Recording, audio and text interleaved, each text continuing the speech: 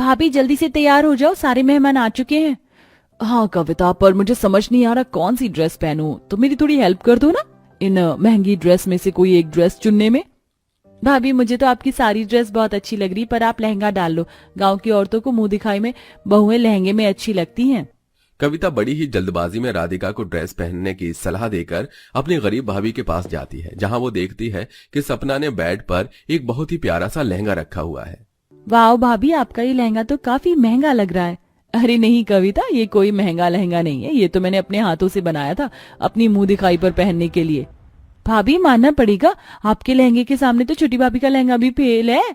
खैर, मैं यहाँ आपको ये बोलने के लिए आई थी कि जल्दी से तैयार हो जाओ, सब आ गए हैं। कविता अपनी दोनों भाभी को तैयार होने के लिए बोल देती है और नीचे चली जाती है। कुछ देर बाद उषा की दोनों बहुएं मुंह दिखाई के लिए तैयार होकर घूंघट में नीचे आती है और घर आए मेहमान दोनों बहुओं का लहंगा देख उषा से उनकी ड्रेस की तारीफ करने लगते हैं। अरे उषा, तू कह रही थी कि तेरी बड़ी बहू गरीब घर से है, पर तेरी गरीब बहू ने तो इतना महंगा लहंगा पहना है, इसके लहंगे के सामने तो तेरी अमीर बहू का लहंगा फीका पड़ गया। आखिर इस गरीब के पास इतना महंगा लहंगा आया कहाँ से? इसका लहंगा तो सच में मेरे लहंगे से काफी अच्छा है। अरे बहन, मेरी बड़ी बहू को सिलाई का काम आता है, उसने अपना ये लहंगा खुद बनाया है। अरे वाह, खुद से इतना प्यारा लहंगा बना दिया। बड़ी बहू, मेरी तो नजर ही नहीं हट रही तुम्हारे इस लहंगे से। देख लो छोटी बहू, और कुछ सीख लो अपनी जेठानी से। भले ही गरीब है, पर उसने अपने माँ बाप के पैसे बर्बाद नहीं होने दिए। इस तरह घर आए सभी मेहमान एक एक करके दोनों बहुओं का मुंह देखते हैं और उन्हें शगुन देकर वहां से चले जाते हैं। मुंह दिखाई की रस्म खत्म होने के बाद जब दोनों बहुएं अपने अपने कमरे में जाने लगती हैं, तो राधिका सपना को रोकते हुए उससे कहती है, जेठानी जी, आज तो आप बहुत खुश होंगी। मुंह दिखाई में आपकी ड्रेस की तारीफ जो की सभी ने, पर याद रखना, आप जैसी गरीब लड़की मेरे सामने ज्यादा टिक नहीं पाएगी। आपकी बनाई हुई ये सस्ती सी ड्रेस मेरे महंगे ड्रेस के सामने कुछ नहीं है। राधिका, तुम ऐसा क्यों बोल रही हो? मैं क्यों खुश होंगी? और रही कपड़े की तारीफ की बात, तो मेरे कपड़े की तारीफ हो या तुम्हारे कपड़े की, रस्म तो मुंह दिखाई की थी ना। हाँ जानती हूँ मैं, पर अगली बार के लिए तैयार रहना, क्योंकि अब जो भी रस्म होगी उसमें मेरी ही ड्रेस की तारीफ होगी। राधिका मुंह बनाकर वहां से चली जाती है। इसी तरह 2 दिन बीत जाते हैं और पूरा परिवार जब एक साथ खाना खा रहा होता है, तो उषा दोनों देवरानी जेठानी से कहती है, वैसे तो मुंह दिखाई एक ही बार होती, पर मेरे मायके से कोई शादी में आया नहीं था, इसलिए मेरे मायके वाले चाहते हैं कि तुम दोनों की मुंह दिखाई फिर से करवाई जाए। 1 हफ्ते बाद तुम्हारी मामी सास और मौसी सास आ रही, तो उनके सामने अच्छे से तैयार हो जाना। क्या फिर से मुंह दिखाई होगी हमारी? ये तो बहुत अच्छी बात है। जेठानी जी तैयार रहना इस बार, क्योंकि इस बार मेहमान मेरी ड्रेस की तारीफ करके जाएंगे। हाँ राधिका, क्यों नहीं, और मेरे पास तो मुंह दिखाई के लिए कपड़े भी नहीं है, पर अच्छी बात ये है कि मेरे पास टाइम है। मैं अपने लिए इन दिनों में कोई ढंग की ड्रेस बना लूंगी। पर भाभी, इतने कम दिनों में आप कैसे अपनी ड्रेस बना पाओगी? अरे कविता, तू इतनी चिंता क्यों कर रही है? बहू, तुम दोनों इस बार साड़ी पहन लेना। बहू, साड़ी को तैयार करने में तो 1 हफ्ता काफी रहेगा ना तेरे लिए। और छोटी बहू, तेरे पास तो महंगी ड्रेस है ही, पर तुझे भी उस दिन मेहमानों के सामने साड़ी ही पहननी होगी, तो तू अपने लिए कोई अच्छी सी साड़ी देख लेना। माँ जी, मुंह दिखाई पर ड्रेस की फिक्र मेरी गरीब जेठानी को करनी चाहिए ना कि मुझे। एक बार फिर राधिका इस मुंह दिखाई की रस्म को चैलेंज के रूप में लेती है, तो वहीं सपना अपनी मुंह दिखाई की रस्म पर साड़ी पहनने के लिए एक सस्ती सी साड़ी लेकर आती है और उस पर अपने हाथों से काम करती है और एक बहुत ही प्यारा सा ब्लाउज बनाती है। देखते ही देखते 1 हफ्ता बीत जाता है और 1 हफ्ते बाद घर में उषा की भाभी आशा और बहन पुष्पा आती है। आ गए आप दोनों। अगर शादी पर आते तो कितना अच्छा रहता। माफ करना दीदी, टाइम ही नहीं मिला, और हमें आज रात को फिर से निकलना है। जल्दी से अपनी बहू को बुलाओ ना, ताकि मुंह दिखाई करके हम जा सकें। उषा अपनी बहन और भाभी के कहने पर अपनी दोनों बहुओं को बुलाती है और दोनों बहुएं साड़ी पहनकर घूंघट करके नीचे आती है। पर जब दोनों बहुएं साड़ी पहनकर आ रही होती हैं, तो उनकी साड़ी देखकर आशा उषा से कहती है, दीदी, आपकी दोनों बहुओं ने साड़ी तो बहुत अच्छी पहनी है, खास करके आपकी बड़ी बहू ने। ऐसी साड़ी मैंने पूरे मार्केट में ढूंढ ली, पर मुझे कहीं नहीं मिली। मामी, आपको ये साड़ी मिलेगी भी कैसे? ये साड़ी भाभी ने खुद अपने हाथों से जो डिजाइन करी है। इतने में दोनों देवरानी जेठानी मेहमानों के सामने आकर बैठ जाती हैं और मेहमान घूंघट उठाकर दोनों बहुओं से कहते हैं, दीदी, बहू के रूप में बिल्कुल चांद का टुकड़ा लाई हो, पर बड़ी बहू, मैंने सुना है कि तुमने अपनी साड़ी खुद डिजाइन करी और ब्लाउज भी खुद बनाया। बहुत प्यारा लग रहा है तुम्हारा ब्लाउज। मौसी जी, आपको जेठानी जी की साड़ी इतनी पसंद आई है क्या? मेरी साड़ी अच्छी नहीं है? आपको पता है मेरी एक साड़ी बहुत बड़े डिजाइनर ने डिजाइन करी है, पूरे 30,000 रुपए में।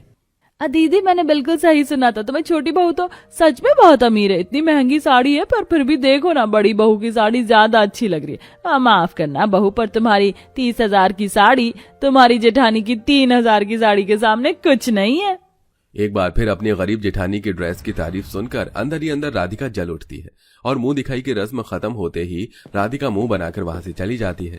इसी तरह समय गुजरता है और हर समय राधिका सपना से मुंह बनाकर रखती है। ऐसे ही एक दिन, दीदी, अगर आप रसोई में खड़ी होकर खाना बनाओगी तो मैं आप जैसी गरीब के साथ खाना नहीं बनाने वाली। अगर आपके साथ खड़े रहने में मेरी साड़ी खराब हो गई तो?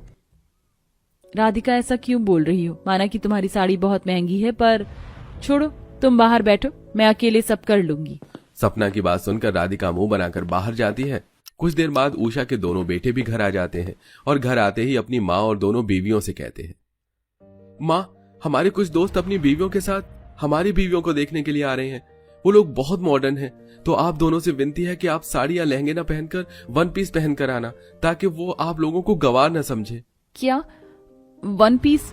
पर मेरे पास तो वन पीस है ही नहीं और ना ही मैंने कभी पहना है। तो क्या हुआ भाभी, आप अपने लिए वन पीस बना लेना, आपके पास अभी 4 दिन बाकी हैं।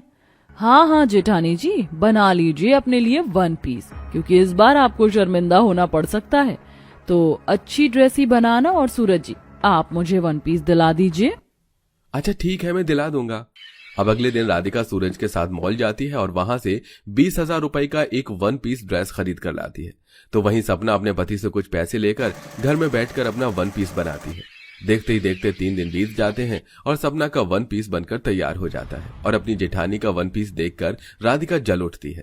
जेठानी जी ने इतनी अच्छी ड्रेस कैसे बना ली, पर मैं भी देखती हूँ वो इस बार कैसे तारीफें बटोरती हैं। राधिका जलन में आकर सपना की ड्रेस की सिलाई खोल देती है और अगले दिन जब सूरज और विशाल के दोस्त अपनी बीवियों के साथ उनकी बीवियों को देखने के लिए आते हैं तो दोनों बहुएं वन पीस पहनकर उनके सामने आती हैं और अपनी जेठानी को वन पीस में देख राधिका हैरान हो जाती है।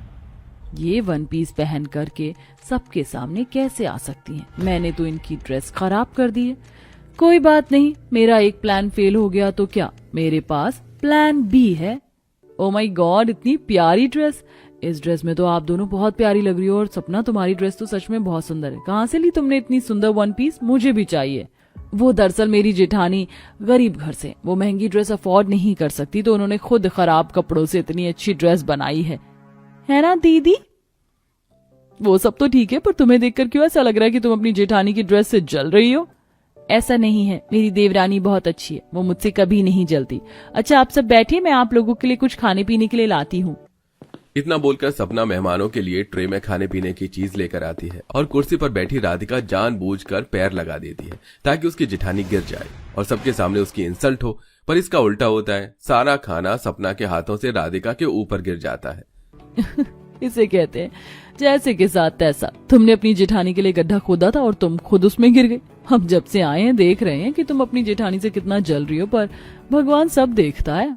घर आए मेहमान राधिका का मजाक बनाते हैं।